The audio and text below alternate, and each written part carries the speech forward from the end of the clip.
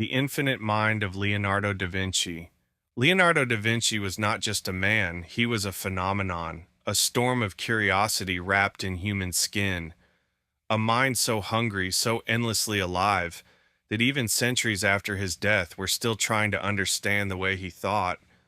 Most people know him as the painter of the Mona Lisa or the creator of the Last Supper, but that is barely the surface.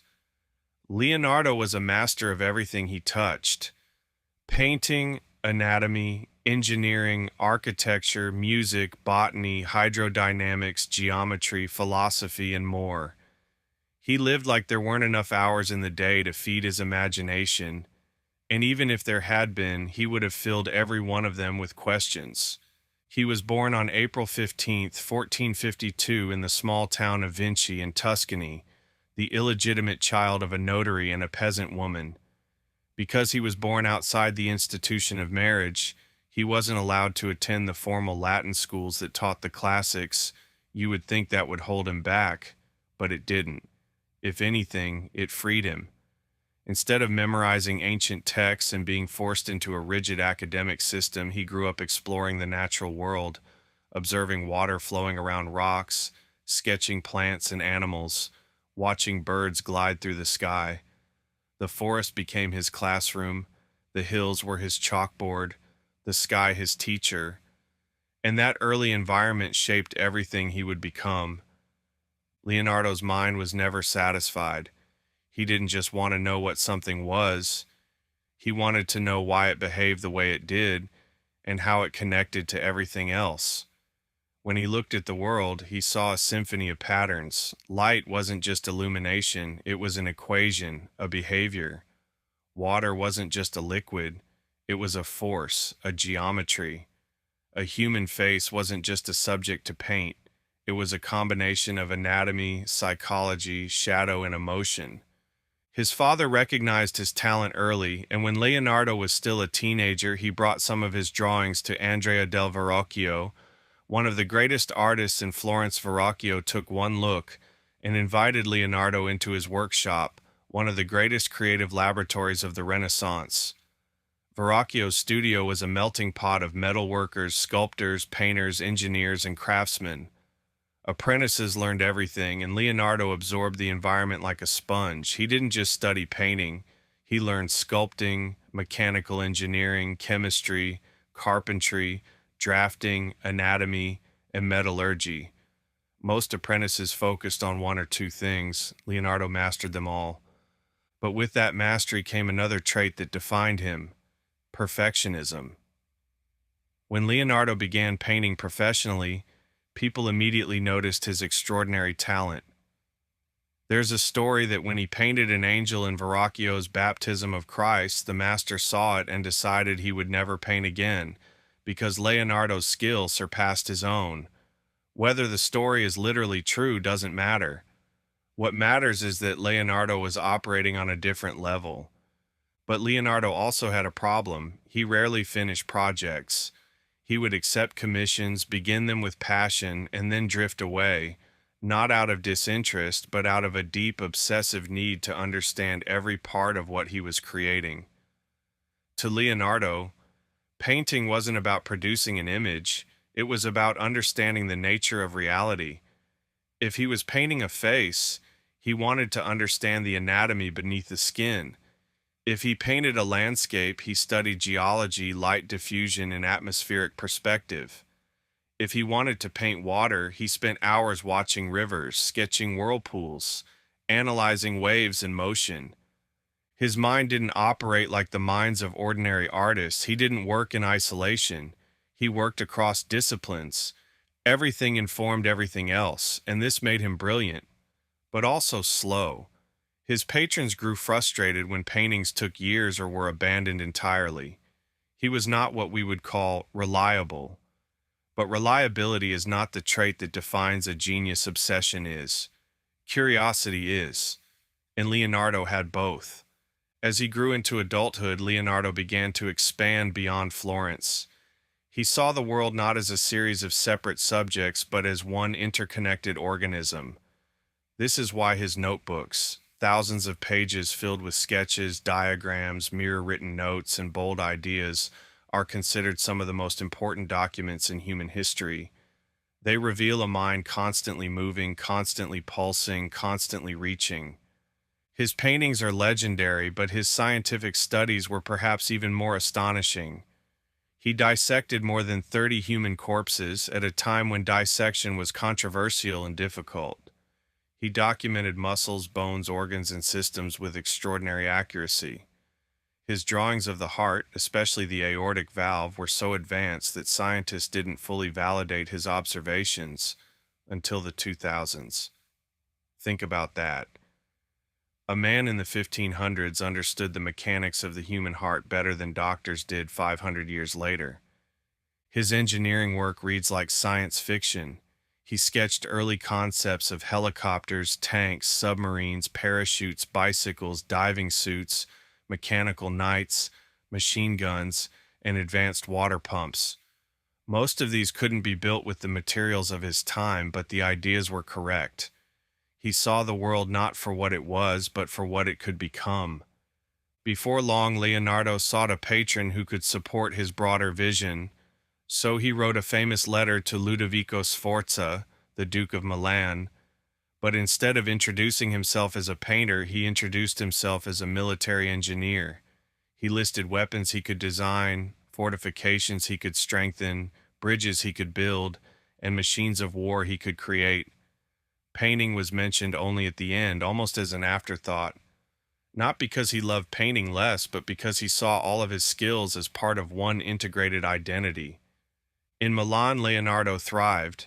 He painted The Last Supper, studied military engineering, designed spectacular theatrical sets, experimented with architecture, and continued his scientific observations. But this period also brought chaos. When the French invaded Milan, the Duke was overthrown, and Leonardo lost his patronage. Suddenly, the great Leonardo da Vinci was displaced, wandering from city to city, searching for stability and purpose. This part of his life is important because it shows that even geniuses experience uncertainty. Even Leonardo questioned where he belonged. Even he faced instability, rejection, and frustration. He was misunderstood because he was too far ahead of his time. Imagine trying to explain a helicopter to someone who had never imagined flight. Imagine drawing a fetus in the womb with accuracy centuries ahead of medicine. He saw the world in dimensions others couldn't perceive, and sometimes that meant working alone in the dark.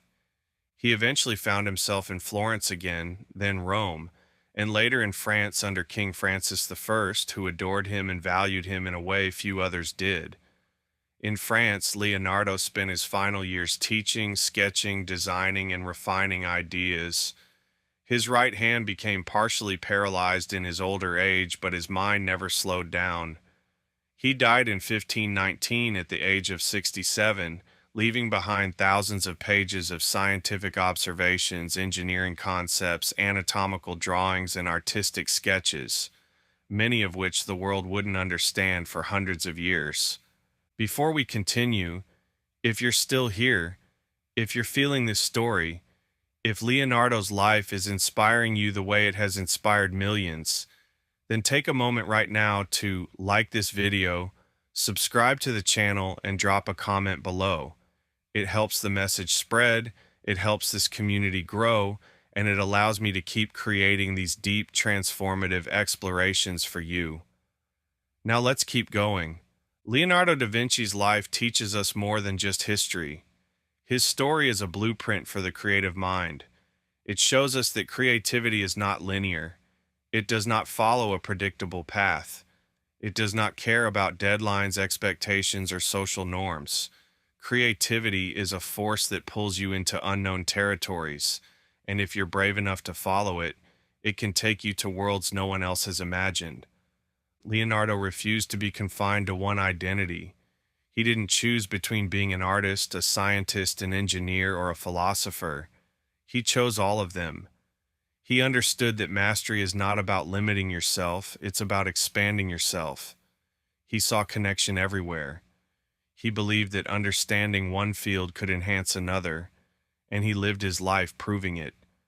His notebooks show us the inner workings of a mind that refused to stop growing. On one page, you'll see a diagram of a human skull. On the next, a map of Italy. Below that, a study of water turbulence. Then a sketch of a flying machine. Then a design for a bridge. Then notes on painting techniques. He lived entirely in the flow of curiosity, never separating the disciplines because to him they were all one. But perhaps the most powerful lesson Leonardo gives us is the lesson of struggle. He struggled with perfectionism. He struggled with finishing projects. He struggled with pleasing patrons. He struggled with being misunderstood. But these struggles did not diminish him. They shaped him. They deepened him. They made him what he was, a human being operating at the edge of what the mind is capable of. He once wrote, "Iron rusts from disuse. Water loses its purity from stagnation. Even so does inaction sap the vigor of the mind." For Leonardo, curiosity was oxygen, learning was nourishment, movement was life, creation was the purpose. He reminds us that you don't need permission to explore. You don't need a degree to study the world. You don't need validation to innovate. You don't need the world to understand you right away. You just need the courage to follow the questions burning inside you. And if you're watching this right now, you have those questions inside you too. Everyone does. But only a few people choose to follow them. Only a few allow curiosity to become their compass. Only a few dare to pursue mastery across multiple fields, even when the world pressures them to choose one lane. Leonardo shows us what happens when you refuse to shrink yourself, when you refuse to limit your identity. When you allow every part of you to come alive at the same time, you become a universe of ideas. You become a force of nature. And that's the entire message of Artist Awakening, that you are more than one thing, that you don't have to fit inside a category, that your creativity is not random, it's your lifeline, that your imagination is not a distraction, it's your guidance system, that your desire to create is not a weakness, it's your power. Leonardo da Vinci lived in a world that wasn't ready for him, a world that didn't understand him, a world that often overlooked him. But he kept going anyway. He kept drawing, studying, questioning, innovating. He kept being himself. And eventually, the world caught up. And the world will catch up to you too. So keep creating, keep learning, keep experimenting, keep challenging the boundaries everyone else accepts. Your curiosity is the most sacred thing you own. Your imagination is the spark that connects you to every great artist who ever lived. And if Leonardo were here today, I believe he would tell you, don't wait for the perfect idea. Don't wait for permission. Don't wait for understanding. Start now. Follow the questions. Follow the wonder. Let your creativity lead you. Because you never know where it will take you. It might take you places the world isn't ready for yet. But one day they will look back and realize you were ahead of your time, just like Leonardo. Thank you for spending this time with me and diving deep into the life and mind of the great Leonardo da Vinci. If this resonated with you, be sure to like, comment, and subscribe, and share this with someone who needs to hear it. And if you haven't already, go watch the other videos in the Artist Awakening series. Each one is meant to challenge you, inspire you, and remind you of who you really are. Stay awakened, stay fearless, and above all, never stop creating. Subscribe and stay awakened. Like the video, comment below. This is more than a channel. This is Artist Awakening.